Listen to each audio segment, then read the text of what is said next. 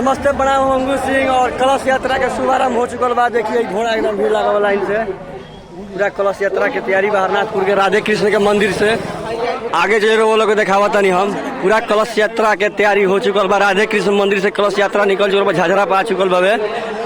वो लोग दिखावा तनी काफी भीड़ बावे। कलश यात्रा के भव्य शोभा निकल चुकल बा यात्रा। और है बिमलेश बाबू बड़े हमरा ही जा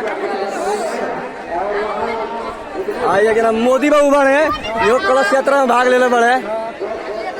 राहुल बाबू बड़े कलश यात्रा में हमरा काफी जनसंख्या में भीड़ बावे। और प्रकाश ब्लॉगर जब बड़े यो कलश यात्रा में भाग लेते रहे। मनोज बड़े आज मौसा बड़े हमारा जाए बड़े कलश यात्रा में। और काफी बैंड पार्टी के साथ भी भीड़ लागल बा। भाई सुस्ता के बोलो कहा बहुत भीड़ बा क्या करे।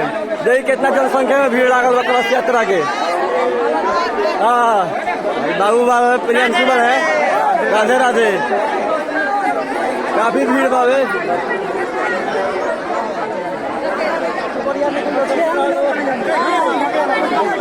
झगड़ा कर लो भाई पीछे। राधे राधे। राधे राधे। परवीन भैया जी बानी साथ में सबके देख रेख में यहाँ वॉलंटियर बालो काफी भीड़ बा।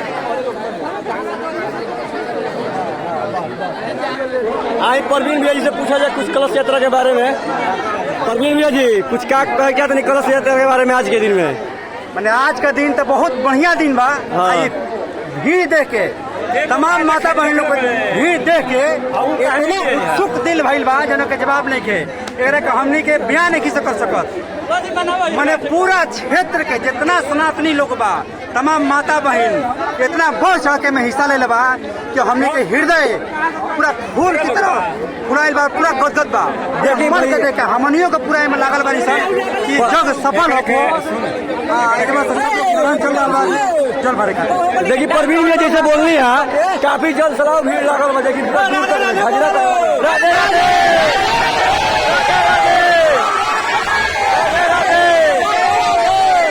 राधे राधे। राधे राधे।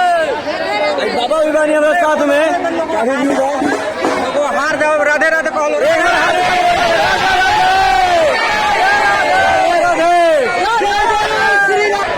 वीडियो काफी लंबा हो रही है, देख सकता नहीं। काफी भीड़ में चलता पूरा एकदम कलश यात्रा। और यहाँ ड्रोन से भी शूट होता हुए वीडियो वो लोग अंकुश कुमार सिंह की आईडी में मिली। ठीक बा बाबू लेते बालो सब कलश यात्रा में। वीडियो काफी लंबा हुई। राधे राधे के जयकारा लगा था पूरा लोग भीड़ बा। तो वीडियो काफी लंबा हुई हम रखे के चाहता नहीं तो बोले के बाबू राधे राधे।